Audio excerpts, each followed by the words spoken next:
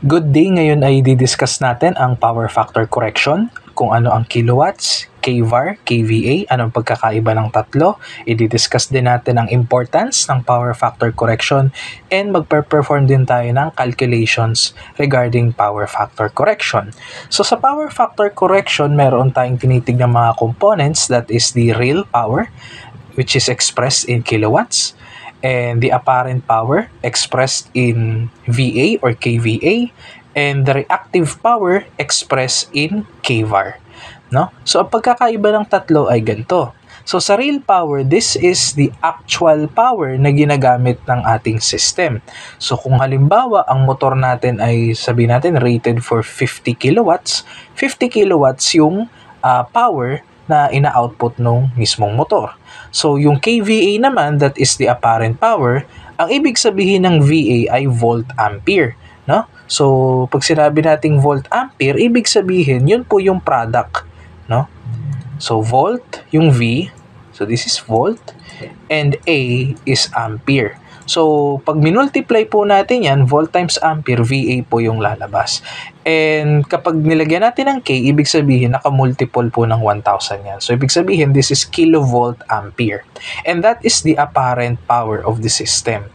So, pag sinabi natin 100 kVA, ibig sabihin lang nun, that is voltage times the current.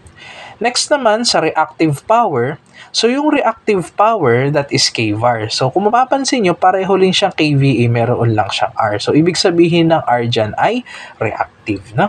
So kaya yan reactive power, dahil yan yung imaginary part ng kVA. So kung ito yung real part niya, yung kilowatts, yung kVAR niya yung imaginary part. And kung mapapansin nyo, meron siyang direction dito na if downward, this is inductive kVAR. Kung pataas naman, this is capacitive kVAR. So kung halimbawa, itong sample natin dito ng ating power triangle, downwards yung kVAR natin. Pero kung halimbawa, naging ganito yung power triangle natin, let's say, nandito yung apparent power, nandito yung real power, and then nandito yung reactive power niya. So this power triangle is capacitive. Na? So, inductive and capacitive kVAR. Kapag inductive, malalaman nating inductive ang load kapag meron tayong, sabihin natin, induction motors, kapag meron tayong mga malalaking electric heater, or basically motor in general, no? So, kapag may mga motor, may mga coils, expect na ito ay inductive. Kapag mga capacitive loads naman, katulad ng mga capacitor, so merong magiging capacitive kVAR yon. Next naman ay yung power factor, no? Yung power factor and yung power factor angle. So, yung formula natin dito, yung power factor natin, ayan, so PF, that is the ratio of the real power over the apparent power. So, this is P over S, no? So, yung P over S, ibig sabihin lang yun, yung P, yung real power, and then yung S, yung apparent power. And express siya dito sa unit. So, kilowatt over kilovolt ampere. So kung halimbawa, sabihin natin ang system natin ay 100 kVA at ang real power niya ay 80 kilowatts. So yung ratio nilang dalawa, yan yung power factor, which is 0.8, no? So ngayon dito sa power factor natin, meron tayong dalawang klase ng power factor, which is yung lagging tsaka leading. So anong pinagkaiba ng dalawa? Yung lagging and then yung leading. Yung lagging, yung ibig sabihin ng lagging, this is inductive. No? So, inductive load to, and then kapag leading, capacitive naman siya. So, related siya dito, no? So, pag inductive and capacitive. So, bakit inductive and capacitive? Bakit tinawag na lagging and leading? So, yung reference nito ay yung current. So, if the current lags the voltage, lagging ang tawag doon. And if current leads the voltage, leading ang tawag doon. No? So, yun yung ibig sabihin ng power factor dito sa power factor correction. And meron tayong formula dito, yung kVA is equal to volt times the current over 1,000. And yung kilowatts natin, volt times the current din, multiply lang ng power factor. And this is for single phase. No? Kung halimbawa, 3-phase naman ang sinosolve natin, dadagdagan lang natin to ng factor of square root of 3. Yan. So kung 3-phase, may square root of 3. Kung single phase, wala. Next naman po ay i-discuss natin yung kahalagahan ng power factor correction. So, ang kahalagahan po ng power factor correction ay it improves efficiency. So, bakit natin nasabing it improves efficiency? So, mag-sample tayo ng isang simpleng setup, no? Sabihin natin meron tayong motor. Sabihin natin meron tayong motor. And then, yung motor ay sinusuplayan. No? Ayan. So, sabihin natin 80 kilowatts. Sabihin lang natin, this is 80 kilowatts. And running siya at sabihin natin 400 volts, 80 kilowatts, single phase, or sige, 3 phase na natin. 3 phase, 400 volts, 3 phase, 80 kilowatts, and then sabihin natin yung power factor niya ay 0.7 lagging, no? So, 0.7 lagging, tapos nandito yung motor niya. So, pag kinalculate natin yung current nito, so kung babalikan natin yung formula natin, this is, tawag dito, power is equal to square root of 3 times the voltage times the current times the power factor. Ayan na. So, pwede mo ilagay yung 1,000, pwede nang hindi. Pero ang gagawin lang natin dito, hahanapin natin yung current. So, pag kinanap natin yung current, so the current is equal to P over square root of 3 times V times the power factor. So, yung P natin dito, this is 80. So, ilagay natin 80 kilowatts, so 80,000 over square root of 3 times 400 times the power factor of 0.7. So, pag kinuha natin yung current, ilan yan? Wala pa tayo sa actual na computation, no? Pinapakita ko lang sa inyo ano yung advantage, no, pag corrected na yung power factor. So, ito yung situation 1 natin. So, pagpalagay natin, meron tayong motor na ganyan ng rating, 80 kilowatts, 400 volt, 3 phase, 0.7 lagging. So, pag kinuha natin yung current dyan,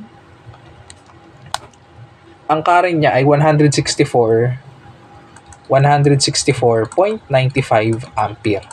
No? So, 164.95 ampere, this is 0.7. No? 0.7. Ngayon, gawin natin, sabihin natin, i-improve natin yung power factor niya, itaas natin ng 0.9. So, by the way, yung range pala ng power factor natin ay from 0 to 1. So, 0 to 1 or 0 to 100%. So, kapag sinabi nating 0, this is, or the load is purely reactive. Purely reactive. Ibig sabihin, wala siyang real power.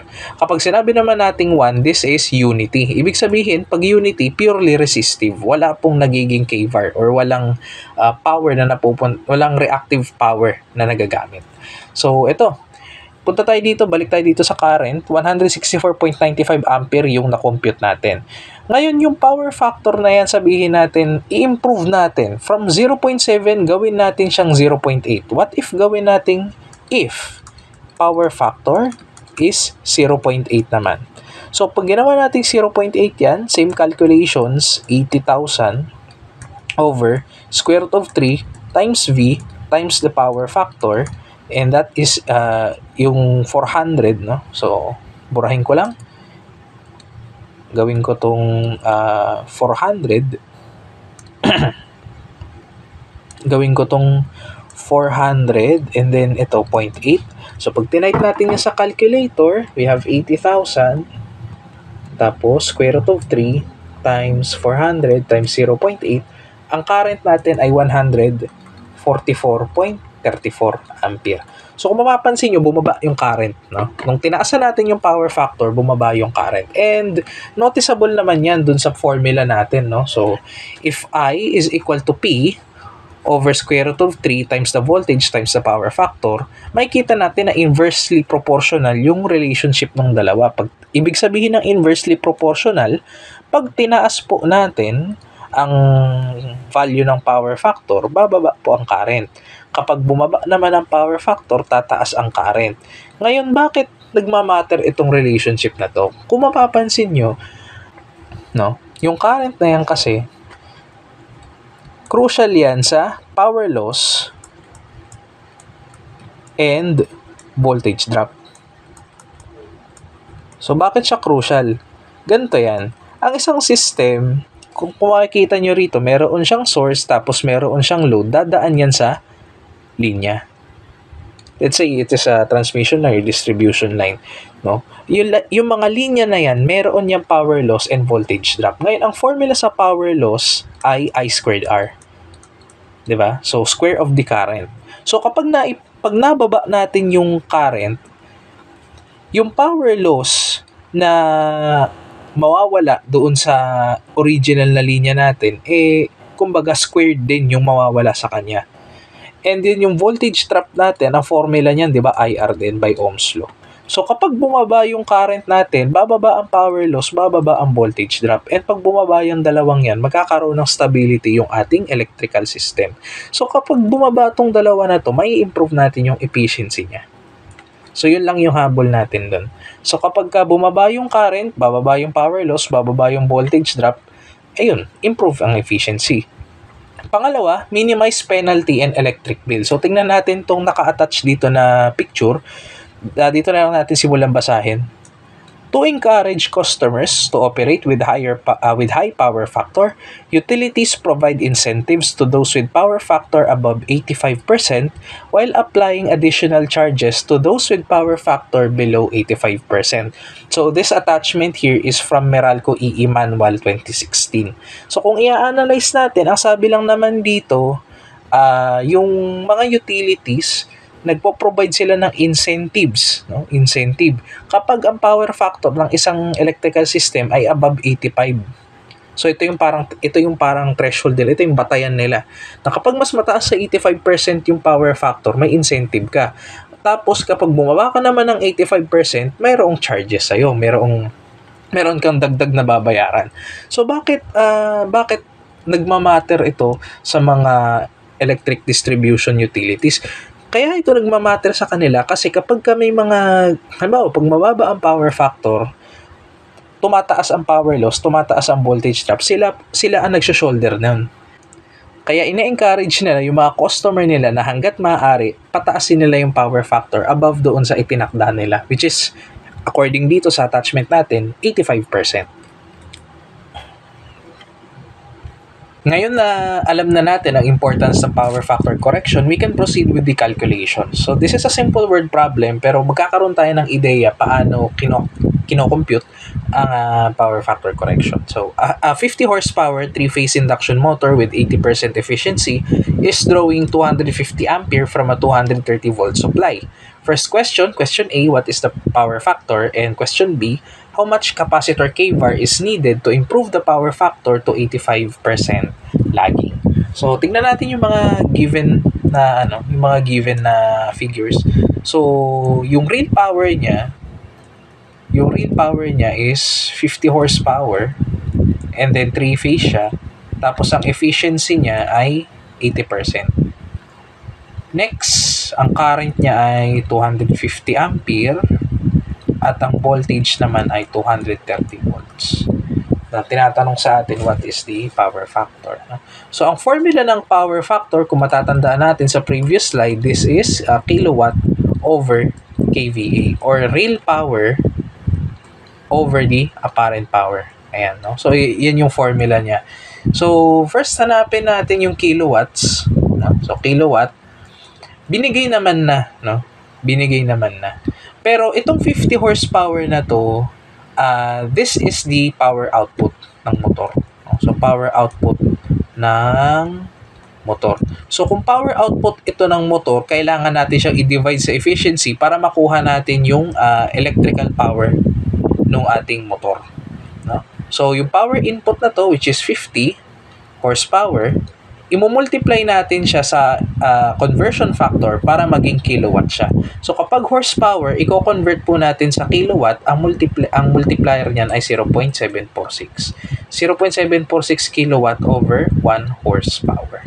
Ayan, makakancel yung horsepower na unit, kilowatt na lang yung matitira. And then, i-divide natin siya ng 0.8. Ayan, yun yung efficiency. So, makukuha na natin yung electrical power niya. So, the kilowatt here is equal to, type lang natin sa calculator, 50 times 0.746 divided by 0.8. That is 46.625. 46.625 kilowatts na yan, no? Next naman yung kVA natin, no? So, yung kVA natin, ang kVA natin, ito ang magiging formula. Square root of 3 times V times I over 1,000. So, bakit may square root of 3? Kasi binanggit sa problem na 3-phase yung induction motor. So, substitute lang natin yung values. We have square root of 3. And then, times natin ng 230 volts times yung current natin, 250 amperes, all over 1,000. So, this is equal to, so type lang natin sa calculator, square root of 3 times 230 times 250 divided by 1,000. This is equal to 99.59 kVA. So, meron na tayong kilowatts, meron na tayong kVA, makukuha na natin yung power factor. So, yung power factor natin ay equal sa kilowatts over kVA. So, this is 46.625 kilowatts over 99.59 kVA. And, kapag tinype natin sa calculator, that is okay, 0.468. 0.468. And this is lagging. No? Lagging.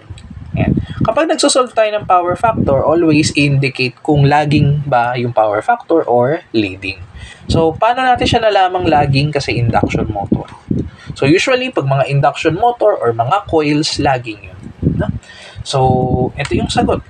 0.468 lagging. Ngayon, kapag tinanong naman yung power factor angle, so magkaiba yun, yung power factor sa power factor angle. Pag kinuha naman yung power factor angle, ang gagawin lang natin ay, kukunin lang natin yung inverse cosine. So, kapag kinuha na yung angle, yun, angle theta, kukunin mo lang yung inverse cosine ng power factor, which is in this case, 468. Ayan, no? So, inverse cosine ng 0.468, this is equal to 62.1 degrees. Ayan. 62.1 degrees. Okay? Ngayon na nakuha na natin yung power factor angle niya, pwede na tayong mag-drawing ng power triangle para ma-solve natin si question B. Subukan nating i-drawing ngayon yung power triangle. So, ito yung real. Andyan yung kilowatts. And then, itong green naman, so, dahil inductive yung load, so, pababa siya. And then, yung apparent power naman yan nandito. Pag ganyan. No? So, kung hindi ako nagkakamali, yung value nito ay 46.625 kilowatts. And then, yung value nung kVA, 99.59. Sige. 99.59 kVA. So, itong angle na to, yung 62.1 na nakuha natin, this is the angle between the real component and the apparent power. So, ito yun. Ito siya. And 62.1 degrees yan. Ngayon, ang tinatanong sa atin dun sa question B, how much capacitor kVAR is needed to improve the power factor to 85% lagging? No? So, 85% lagging, ibig sabihin, yung 85% lagging na yan, pag nag-improve yung power factor, sabihin natin, ito yung bago, yung bagong kVA niya. And, tataas to, itong blue, mapupunta dyan. No? So, ito ngayon yung bagong power factor angle niya. Ayan yun. So, ano yung angle nito ngayon? Yung bago. So, malalaman natin yan pag kinuha natin yung inverse cosine naman yung bagong power factor. Yung gusto nating i-achieve. So, let's name this theta sub 2. So, theta sub 2 is equal to the inverse cosine of our desired power factor, which is 0.85. So, I think this is 31.79 degrees. Ayan. So, kung 31.79 degrees to, madali na lang natin itong makukuha. Okay? So, kung titignan natin dito sa diagram natin, pwede nating hatiin tong green na part, tong imaginary part, no? So, yung imaginary part na yan, pwede natin siyang i-dissect. Yung buong green na yan, yung buong green na yan, this is what we call Q1. No? So, bakit siya Q1? Kasi yan yung unang setup. Yung hindi pa nako-correct yung power factor, yung hindi pa nai-improve. Next naman, mula rito sa taas hanggang dito sa bago. This here is Q2. Ito yung after ma-correct yung power factor, after ma-improve yung power factor. And next naman, mula dito sa bago hanggang dito sa dati. So, ito. So, ano yan? This is Q cap. Or yan yung capacitive kVAR. Kasi ang original na direction yan pataas. Di ba capacitive kVAR siya? So, kapag pinaralel na natin yung capacitor doon sa system natin, i-reduce niya yung Q1 papunta rito sa bagong Q2 natin. So, yun yung concept nun. Okay? So, ang hinahanap natin dun sa question B, yung capacitor kVAR. So, ang hinahanap natin ay si Q cap. Okay? So, si Q cap, according dito sa diagram natin, Q cap is equal to Q1 minus Q2. Kita naman sa diagram. Yung tong Q1, pag binawasan mo ng Q2, makukuha mo si Q cap. Okay? So, solve natin. Yung Q cap natin, or yung Q1 pala muna natin, yung Q1 natin, madali lang natin makukuha yan. So, yung Q1 natin, pwede natin gamitin ang Pythagorean theorem kasi meron tayong value nitong dalawa. So, bakit Pythagorean theorem? Kasi right triangle naman yan. So, gamitin natin Pythagorean theorem. So, this is equal to the square root of 99.59 squared minus 46.625 squared. Ayan siya, no? So, this is Q1, no? So, Q1 is equal to the square root of 99.59 squared minus 46.625 squared. This is 88. So, ibig sabihin, ang Q1 natin ay 88 kVAR. Inductive yan, no? Ayan. So, itong Q1 natin, next naman, yung Q2 natin. So, yung Q2 natin, ito yung triangle na yan. Itong pula, itong green na maikli, ayan, and then itong dilaw. So, itong angle natin, kung babalikan natin, this is 31.79 degrees. So, using trigonometric functions, yung Q2 natin, this is equal to the real component multiplied by the tangent. No? So, bakit tangent? Okay. Balikan natin yung concept ng tangent. No? So, sabihin natin, we have tangent of this 31.79 degrees. Di ba ang ratio ng tangent, TOA? Di ba? So, ka-TOA. So, opposite over the adjacent. So, the opposite of this angle is Q2. Di ba? So, Q2 over the real power, which is 46.625. Tama, di ba? So, para makuha natin si Q2, multiply lang natin to dito. So, Q2 is equal to 46.625 times tangent of 31.79 degrees. So, Q2 is equal to, type lang natin sa calculator, tangent 31.79, this is 28.897. Gawin na natin 28.9, no? So, this is 28.9 kVAR inductive. Ayan. And then, makukuha na natin yung capacitive kVAR niya, yung Q cap. So, Q cap is equal to Q1 minus Q2. So, this is 88 minus 28.9. So, 88 minus 28.9, this is equal to 59.1. Ayun siya, 59.1 kVAR. Okay? So, yun ba yung tanong? How much capacitor kVAR is needed to improve the power factor to 85% lagging? Ayan siya. So, this is the capacitor kVAR na kailangan, 59.1 kVAR. Ito yung sagot. Ngayon, kung kailangan nila ng per phase, capacitive kVAR per phase, and remember, this is 3-phase, i-divide natin yan ng 3. So, i-indicate natin dito, Q cap per phase i-divide lang naman natin yan sa 3. 59.1 divided by 3. So, 59.1 divided by 3, this is equal to 19.7 kVAR. 19.7 kVAR per phase. Ayan. So, ayan.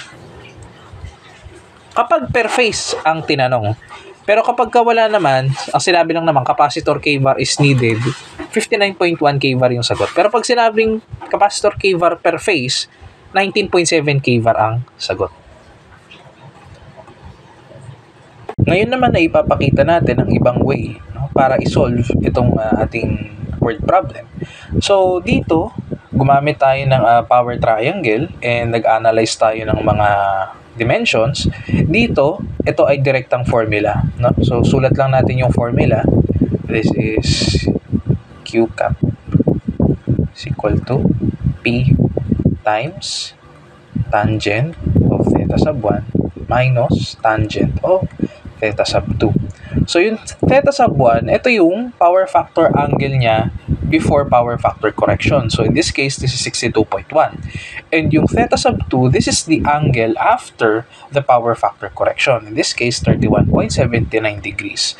No? And this formula is only applicable for capacitive or for capacitors only. So, kung halimbawa, ang method niya ay synchronous condensers, hindi natin pwede itong gamitin. No? So, this is only applicable for capacitors. Ayan, no? So, solve na natin.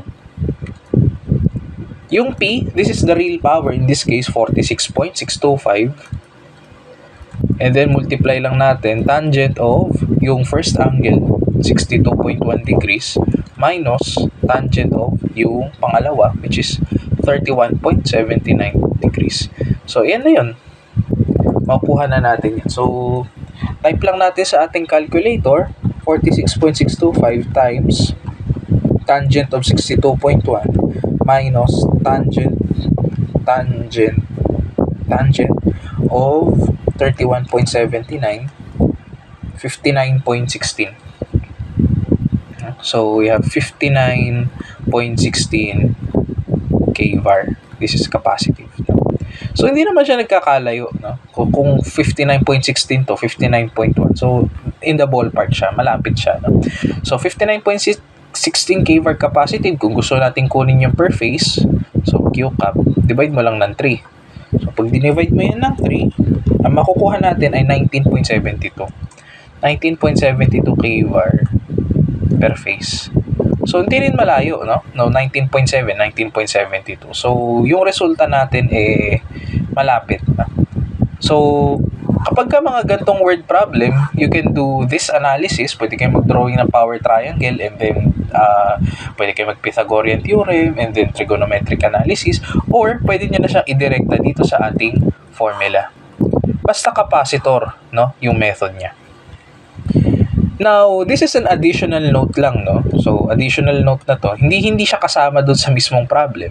Pero I think maganda rin tong i-discuss. Additional note, hanapin natin yung microfarad rating niya ng capacitor, no?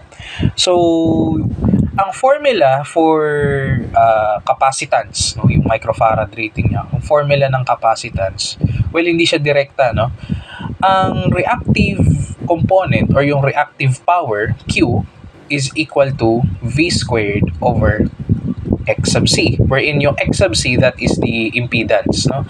So, yung impedance ng capacitor, kung babalikan natin ang ating circuits 2, this is equal to 1 over 2 pi F C. Yung C dito, nandun yung capacitance. So, if we are going to substitute this sa equation na to, then we are going to have Q is equal to V squared times 2 pi F C. And since we are interested in obtaining C, the capacitance, so we can divide V squared into 2 pi F doon sa kabilang side para makuha natin si C. So, C is equal to Q over V squared times 2 pi F. So, ayan ngayon yung formula na gagamitin natin. So, if we are interested on obtaining the capacitance per phase, so gagamitin natin yung per phase na reactive power. In this case, 19.72. So, capacitance per phase, this is 19.72 kVAR, so times 10 to 10 raised to 3 over V squared, which is in this case 230, no? So 230 squared times 2 pi, and then the frequency. So balikan natin yung problem kung nagbanggit ba siya ng frequency. Walang binanggit na frequency. Pero dahil nasa Pilipinas tayo, Philippine setting, we can assume frequency to be 60 Hz. Ayan. So, type natin sa calculator kung ano lalabas. We have 19.72 times 10 raised to 3, 230 squared times 2 pi times 60. This is equal to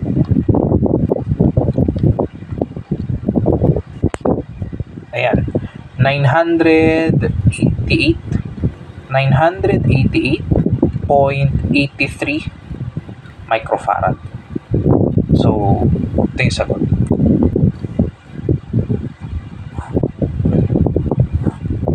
Okay? So, ito po yung solution sa ating unang word problem. Yung reactive power na rating na kailangan ng capacitor ay 59.16 kVAR per phase. This is 19.72. And the capacitance of each capacitor per phase is 988.83 microfarad. Next, let's try to solve another word problem. A 500 kVA industrial plant with a power factor of 0.707 lagging commissioned a 100 kilowatt synchronous condenser. Solve for the power factor of synchronous condenser if the system kVA should remain 500 kVA after installing the synchronous condenser. So, ibig sabihin dito sa problem na to, gusto nilang i-improve yung power factor from mula doon sa 0.707. Ang gagamitin nila ay synchronous condenser. So, yung synchronous condenser, motor siya na overexcited.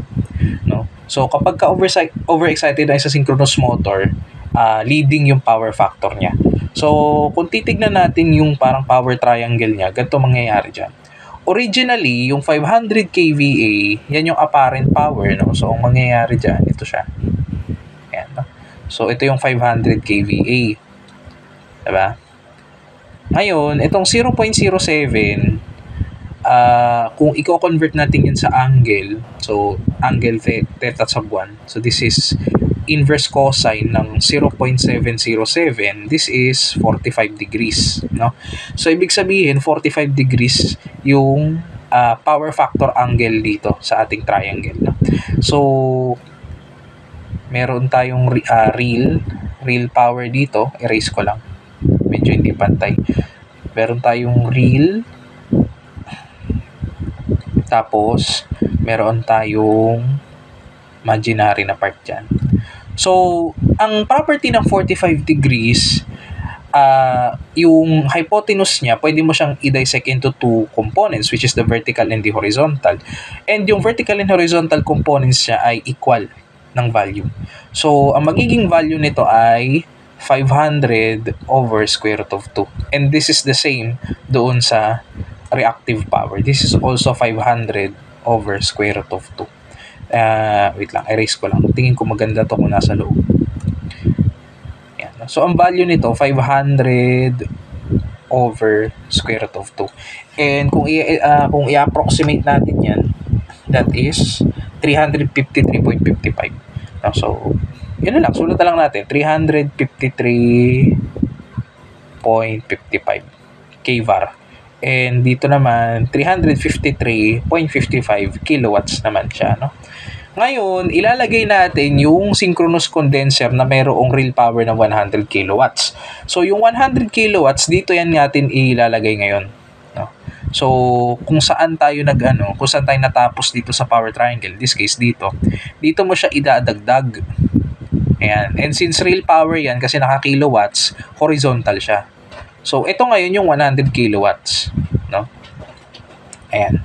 And then, para ma-improve, no, yung power factor, kailangan yung reactive component ng ating synchronous condenser leading. So, pataas ngayon siya. Ganyan ngayon siya. And then, yung apparent power ng ating synchronous condenser ay yung resultant ng dalawa. Ayan. Yung kulay blue. Okay? And then, yung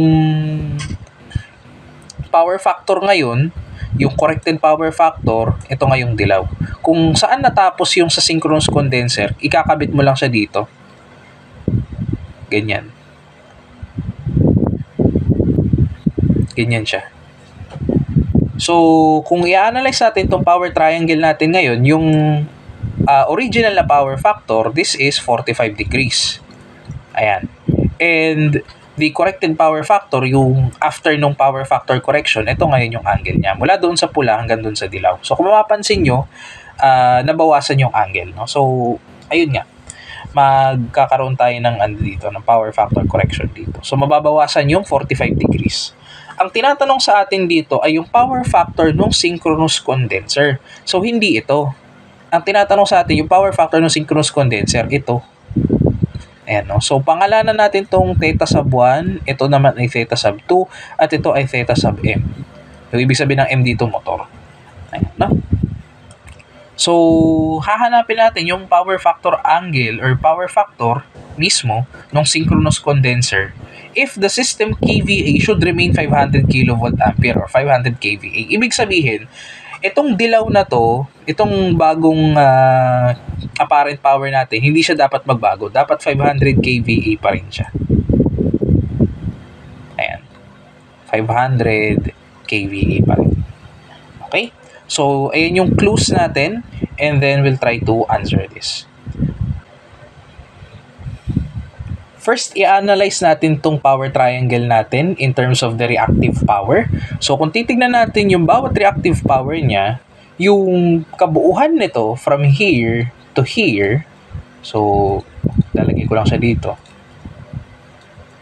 Ito yung reactive power bago tayo mag-power factor correction. So, we'll name this Q1. No? Ayan. And then, the reactive power that came from the synchronous condenser, in this case, ito, itong pataas na to, itong capacitive. Let's name this QM. No? QM. And then, yung difference ng dalawa, yung Q1 sa QM, ito, yung Q2. Okay? So, also, this is right triangle, no? So, hindi natin kakalimutan yan. And then, yung parang gap dito, sa dimensions na to, pwede natin punan yan. Kasi itong 100 kilowatts na to, kung ililipat natin siya, 100 kilowatts din to dito. Tama, di ba? 100 kilowatts din to. Di ba? Kumbaga, parang nilipat lang natin siya mula rito sa baba, papunta rito sa taas. Pero same dimension, 100 kilowatts din yan. Di ba? So, this here is 100 kilowatts as well. And then, itong part na to, ng ating triangle, this is Q2, no? As we have mentioned earlier. And this is also a right triangle. Okay? So, using this triangle, this part of the triangle here, itong pula, itong dilaw, and then itong Q2, we can find Q2 using Pythagorean theorem. No? So, using Pythagorean theorem,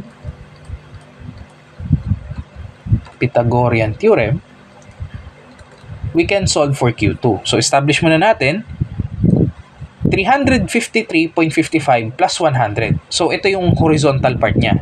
So, kailangan pagsamahin muna natin itong dalawa bago tayo mag-Pythagorean theorem. So, we have 353.55 plus 100. This is quantity squared plus the vertical component, which is Q2. So, Q2. And this is squared also. This is equal to the apparent power, which is 500. So, this is 500 quantity squared. Now, malalaman natin ngayon si Q2 dito kasi siya lang yung unknown variable. So, let's solve for Q2. Q2 is equal to the square root of 500 squared minus, pagsamahin ko na to kasi 100, 353, so 453. 453.55 quantity squared. So, ang Q2 natin ay square root of 500 squared minus 453.55 squared. This is equal to 210.46. So, this is 210.46 kVAR. Okay? So, ito yung Q2 natin. Next, interested tayo sa power factor ng synchronous condenser, hindi dito sa bago. So, hanapin natin yung QM kasi yan yung reactive power sa synchronous condenser. No? So, itong QM na to, makukuha natin siya kapag binawas natin si Q2 kay Q1. Tama, di ba? Ito si Q1, pag binawas mo si Q2, makukuha mo si QM. So, QM is equal to Q1 minus Q2. Eh, ano ba ang value ni Q1? Diba? 353.55 din. 353.55 din yan, diba? Kasi, doon sa original natin na power triangle, this is 45 degrees. And, kapag 45 degrees ang isang triangle, and this is a right triangle, ang kanyang mga legs, yung vertical tsaka horizontal, this is equal to 500 over square root of 2. Diba? 500 over square root of 2. And nasolve na natin yan kanina as 353.55. So, Q1 is 353.55 and nakuha natin si Q2 kanina by solving minus 210.46. So, QM is equal to 353.55 minus 210.46. This is 143.09 kVAR. Okay? Now, meron na tayong QM given na si PM. Ito yung power, yung real power ng ating synchronous condenser. Makukuha natin ngayon yung apparent power niya, si S. Ito, SM. Yung apparent power ng ating synchronous condenser. So, SM is equal to, puti na lang, PM squared plus QM squared and then square root. No, Pythagorean theorem pa rin, no? Kasi right triangle din naman yan. So, this is equal to the square root of yung P natin which is 100 squared plus yung Q natin, QM, 143.09 squared. So, SM is equal to 100 squared plus 143.09 squared, 174.57. No? So, we have 174.57 kVA. Ngayon, meron na tayong apparent power and then yung real power ay given naman na. I think we can solve for the power factor ngayon. So, ang formula ng power factor natin ay real power over the apparent power or kilowatt over the kVA. No? So, nasolve na natin yung kilowatt kanina ay given na pala. No? So, given yung kilowatt, 100, and then nasolve natin yung kVA, 174.57. So, we have 100 divided by 174.57. This is 0.573. 0.573. And this is leading. No? Leading po ito. So, bakit siya leading? Kaya siya leading dahil na-establish natin dito sa power triangle natin na pataas yung direction ng QM. Kaya siya pataas yung direction para magkaroon ng power factor correction. Kasi lagging na yung load natin. So, kung lagging yung load natin, kailangan yung ipang-correct natin leading para mag-improve yung power factor niya. So, kung leading ito, 0.573, pwede na natin din makuha yung power factor angle niya. So, para makuha yung power factor angle, yung angle dun sa motor, inverse cosine lang. No? So, inverse cosine ng power factor which is 0.573. So, this is inverse cosine 0.573. This is 55.04 degrees.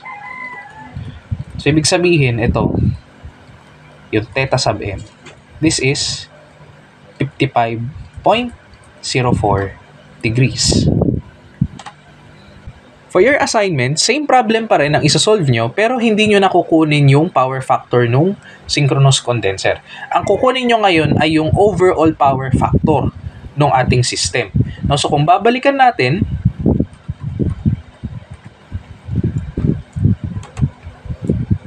alin dito yung hahanapin nyo? Ito na. Ito yung hahanapin nyo. No? So hindi yung power factor ng motor, ito na hahanapin nyo. Okay? I hope may natutunan kayo and thank you for listening.